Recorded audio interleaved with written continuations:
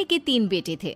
पति खूब अच्छा कमाता और बड़े घर के ऐश सब था मोहिनी के जीवन में। लेकिन एक चीज जो नहीं थी वो थी सुकून। मेरी बहन और मेरा भाई दोनों गरीब, लेकिन मैं मेरे पास तो नोट की बरसात है। तभी मोहिनी की बहन बीना उसके दरवाजे आ जाती है। अरे मोहिनी, कैसी है? मेरे घर में ना सिलेंडर खत्म हो गया है। तेरे पास तो इतने पैसे हैं, भरवा देना मेरा सिलेंडर। पैसे जैसे ही आ जाएंगे मैं दे दूंगी। तभी मोहिनी का पति राकेश आ जाता है। क्या है बिना, ये अपने घर की परेशानी हम लोगों के घर ना गाया करो। तुम्हारी बहन को तुम लोगों पर तरस आ जाता है और वो पैसे देने लग जाती है। मुझे ये बिल्कुल पसंद नहीं है। ओ जीजा जी, नहीं, मैं तो वो बस अच्छा, मैं चलती हूँ। वीना वहां से चली जाती है। उसके जाने के बाद अच्छा किया जो आपने सुना दिया। अरे न जाने क्या सोचकर मेरे घर आ जाती है कि जैसे यहाँ तो भंडारा भरा है। अरे कितना तो दे दिया। अच्छा जी, जरा 1000 तो देना। वो विन्नी दीदी है ना, उनके घर जा रही हूँ। उनका पोता हुआ है तो मुंह दिखाई दे दूंगी। हाँ, उन लोगों के आगे तो शो ऑफ किया करो। वो खुद को बड़ा अमीर शो करते हैं ना, दिखा दे कि तू भी किसी से कम नहीं है। हाँ जी, इसी के लिए तो जा रही हूँ।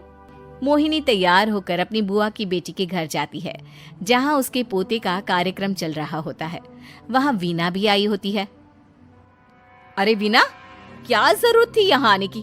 तेरे घर पर गैस नहीं है तो वो भरा लेती। क्या करूं मोहिनी, बुआ को बुरा लग जाता नहीं जाती तो। वैसे मेरे पास एक जोड़ा बच्चे का कपड़ा रखा था, वही अपनी चांदी के पायल के साथ देने जा रही हूँ। घर पर गैस थी नहीं, सोचा परिवार यहीं खाना खा लेगा, बाकी सुबह का सुबह देखा जाएगा। मोहिनी को बहन पर दया आ जाती है।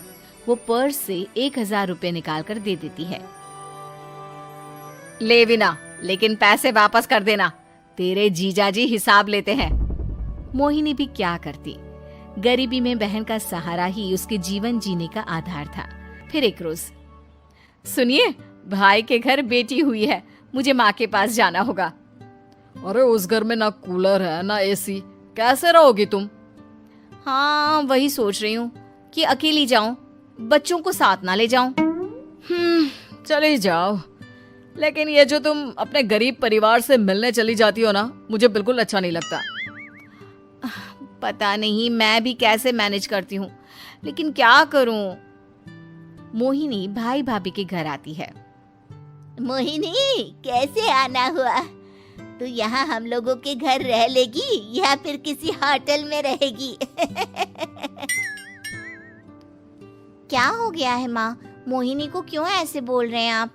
अरे तू नहीं जानती अपनी ननद को, पैसे वाली है ना, तो ऐड कुछ ज्यादा ही है। मोहिनी को माँ की बात का बुरा नहीं लगता है, क्योंकि उसे पता ही नहीं चलता कि माँ उसे जली कटी सुना रही है। वो भाभी की बच्ची के साथ लेन देन करती है और वहाँ से चली जाती है। उसके जाने के बाद, माँ, क्यों आप मोहिनी को इतनी सारी बातें सुनाती हो?